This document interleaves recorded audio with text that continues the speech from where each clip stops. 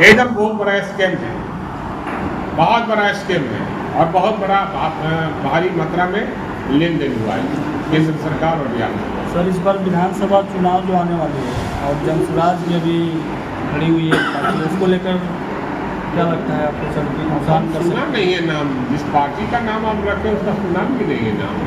यहाँ तो लड़ाई आर पार की है, एक दंगा फैलाने वाला है, एक दंगा नहीं फैलाने वाला, दो ही पार्टी है। एक नफरत पैदा करने वाला, एक इंसानियत पैदा करने वाला, दो ही पार्टी है यहाँ। कौन आता है जाता है और बी टीम कितना लोग का है उससे क्या लेना देना।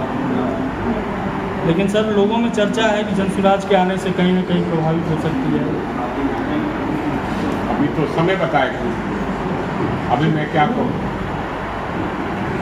भूमि सर्वेक्षण चल रहा है बिहार में, इसको लेकर के कुछ टिप्पणी देखिए, निश्चित रूप से भूमि सर्वेक्षण का काम अभी बंद हुआ है और हम ही लोग की आवाज़ की वजह से बंद हुआ। हमने आवाज़ आपके माध्यम से दिया था कि सरकार पहले परिमार्जन का काम करावे, पूरे पंचायत में, हर पंचायत में शिविर लगाकर परिमार्जन का काम करावे और मोटेशन का काम करावे लोगों का, तब सर्वे करावे तो उसका फलाफल मिलेगा। अभी सर्वे कराएगा तो मार काट जैसे तैसे, और अभी भ्रष्टाचार चरम सीमा पर है और सीओ और उसके नीचे के पदाधिकारी कर्मचारी किसी के लाख रुपया, किसी को 2 लाख रुपया, किसी से 20 लाख रुपया, जिसकी जितनी जमीन है उसके अनुसार उसको पैसा मांगा जा रहा है। आप लोग भी गांव घर के रहने वाले हैं, आप लोग प्रभावित हैं, इसलिए सरकार ये समझते हुए 3 महीना टाली है। हमको लगता है कि आने वाले दिनों में सर्वे होगा ही नहीं। आपको क्या लगता है, रोक देना चाहिए? एकदम रोक देना चाहिए, पहले सुधार करना चाहिए, तब कोई काम करना चाहिए। क्या कारण है? अरे नींव दिया है, नींव दिया ही नहीं है, बिल्डिंग पर बिल्डिंग बनाया जा रहा है, तो ढाइए ना जाएगा। क्या कारण हो सकता है सर, बड़ा जल्दबाजी में सरकार भूमि सर्वेक्षण करवा रही है? कारण तो आप लोग ढूंढिएगा, कारण क्या होगा। पदाधिकारियों और सरकार पैसा सुनना चाहती है, इसलिए ऐसा करवा रही है। कल का एक बयान है राजस्व मंत्री का, राजस्व मंत्री का कल का एक बयान है क्या विपक्ष को इसलिए पेट में दर्द हो रहा है कि लाखों हजारों लोग जमीन जो है कब्जा करके रखे। मैं आपके माध्यम से सरकार को कहना चाहूँगा कि जहाँ कहीं भी हमारे लोग अगर कब्जा किए हैं, आज खाली कराइए। हमारा लोग कहीं कब्जा नहीं किया है, ये दोषारोपण बीजेपी की सरकार करती है, बीजेपी के लोग करते हैं। बीजेपी के साथ आप रहिएगा, लोग रहेंगे, भ्रष्टाचार तो कहेगा कि बहुत अच्छे आदमी है। जहाँ खिलाफ किया भ्रष्टाचारी घोषित कर देगा और अपने यहाँ आएगा तो डिटर्जेंट पाउडर से धो के उसको कहेगा तो बहुत ईमानदार है।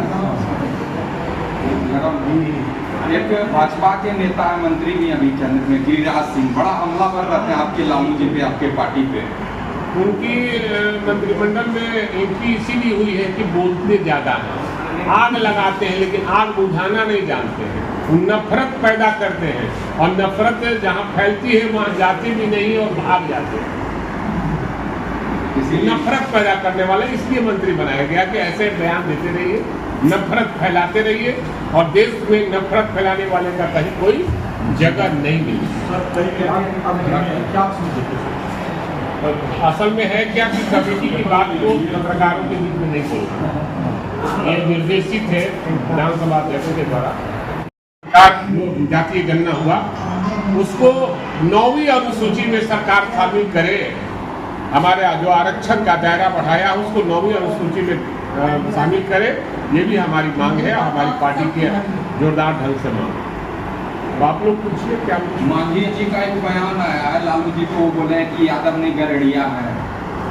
अब तो मानसिक रूप से भी असल में 80 वर्ष का उम्र हो गया, 80 वर्ष की उम्र के लोगों से क्या आप अपेक्षा करेंगे। मानसिक रूप से कुछ कमजोर हो गए हैं बेचारे और कोई बात नहीं है। कल तक लालू यादव को बहुत बड़ाई करते थे, आज लालू यादव को कह रहे हैं कि यादव नहीं गरीबी है। अब तो ये बताना पड़ेगा कि उनका पालन पोषण कहाँ हुआ है, वो साधनी करें। पब्लिक जानना चाहती है कि मांझी जी कहाँ पले हैं, पढ़े हैं और कहाँ पोसाए हैं, ये पब्लिक डोमेन में जाना चाहिए। ये जो आपने बोला है कि हैंड लुटेरे और निशानी पर मंत्री बने, एक तो नाम बताएंगे। अगर हमको नाम पता होता तो मैं बता देता, सरकार से क्यों मांग करता। हमें आप ही लोग के द्वारा मालूम हुआ है कि कोई मंत्री बना हुआ जो बैंक रॉबरी करता था, बैंक लूटता था और किसी का शूटर भी था। तो मैं आज सरकार से मांग करूंगा कि वैसे मंत्रियों को चिन्हित करके कान पकड़ के मंत्रिमंडल से बाहर करें। क्या राजा जनसंख्या के अनुसार प्रतिनिधित्व किया जा रहा है? निश्चित रूप से जाति को ही ज्यादा दे दिया गया है? नहीं, किसी भी एक जाति विशेष को नहीं। आप देख लीजिए हमारा जो संगठन बना है पूरे बिहार में हर जाति के लोग जो जिसकी संख्या है उतनी भागीदारी दी गई है और आने वाले दिनों में उनको उतना ही टिकट भी मिलेगा। ये लालू जी पहले जुलाई में बोल रहे थे केंद्र सरकार गिर जाएगी, फिर अगस्त में बोले गिर जाएगी, लेकिन अब क्यों नहीं बोल रहे हैं? देखिए, अनुमान लगाया जाता है, हर पॉलिटिकल आदमी चाहता है कि अनुमान जो लगाया है वो गिर जाए, लेकिन कहे हैं तो वो गिरेगा ही, चाहे आज गिरे चाहे कल गिरेगी। 5 साल पूरा करेगी? नहीं पूरा करेगी, नहीं करेगी। लगातार बात कर रहा है। ये बताइए, जो आदमी बी टीम हो उसकी चर्चा क्या करना है? किसी पार्टी का वो बी टीम हो उसकी चर्चा नहीं की जाती है। बी टीम की चर्चा हम लोग का नहीं करते। वही सिखलाया था मोदी जी को, कहो यार कि हमारी सरकार बनेगी तो हम 2 करोड़ बेरोजगारों को हम रोजगार देंगे और सरकारी नौकरी। तो ये गलत बात बताने वाला लोग ही ये राजनीति में है, तो इतनी चर्चा को क्या कर सकते? जदयू की जब सरकार थी, राजद जदयू की जब सरकार थी उस समय ही स्मार्ट मीटर आया, उस समय आवाज क्यों नहीं? हम लोग ने उठाया था, हम राजद के लोगों ने उठाया था स्मार्ट मीटर के खिलाफ में सरकार एकदम। मैं ही विधानसभा में मैंने उठाया था ये स्मार्ट मीटर नहीं लगना चाहिए, इसमें बहुत बड़ा लौटना है। जहां अभी 2000 लगता है उसमें 5000 रुपया। आपके पास कोई चुनावी पार्टी नहीं, आपका बात नहीं सुनी? नहीं, हम सदन में उठाए हैं, पार्टी को जरूरत पड़ी तो अभी सुन लिया, हमारी बात को लेकर आंदोलन कर रहे हैं। इसमें बोले हम नहीं, कहने का मतलब है कि वो वार्ता कर रहे थे, सरकार नहीं मानी तो आंदोलन करते रहे है। यानी बीजेपी शामिल हुआ है तब से और लोग ज्यादा भयभीत है। जिस राज्य में आपराधी छवि के लोग मंत्री बनते हो, कल तक बैंक रॉबरी करते थे, कल तक किसी का शूटर का काम करते थे, आज राज्य सरकार में मंत्री पद को सुशोभित कर रहे हैं, तो क्या क्रिमिनल कोई मदद नहीं करते होंगे? निश्चित रूप से उनके जो शागिर्द होंगे, उनके जो दोस्त मित्र होंगे, उनकी वो मदद करते हैं। इसलिए राज्य में अपराध का ग्राफ बढ़ गया और जब तक राज्य सरकार इस पर सुधार नहीं करेंगे और वैसे मंत्रियों को चिन्हित करे जो अपराध जगत से जुड़ा हुआ हो, कल तक रॉबरी करता रहा हो, कल तक किसी का शूटर का काम करता रहा हो, वैसे मंत्री को निश्चित रूप से कान पकड़कर बाहर कीजिए, तब अपराध पर लगाम लगाया जा सकता है। हम इस पर भी हमारे नेता तेजस्वी प्रसाद यादव कई बार बुलेटिन जारी करते हैं आप लोग के माध्यम से। और दूसरा है जातीय गणना, पूरे देश में जातीय गणना होना चाहिए। और बिहार में हमारे नेता तेजस्वी प्रसाद यादव ने मांग किया था, हम लोगों ने मांग किया था, उन दिनों बिहार सरकार के मुख्यमंत्री माननीय नीतीश कुमार भी चाहते थे जातीय गणना कराना।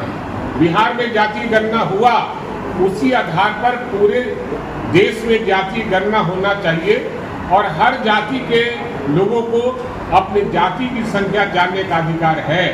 और वो देखेगा कि हमारे आने वाला जो बजट है उसमें हमारे जाति के उत्थान के लिए क्या किया गया है। लेकिन केंद्र सरकार नहीं चाह रही है कि पूरे देश में जातीय गणना हो और केवल झूठा वादा, क्योंकि बीजेपी का मतलब होता है बड़का झूठा पार्टी और बड़का झूठा पार्टी से जनता उब चुकी है।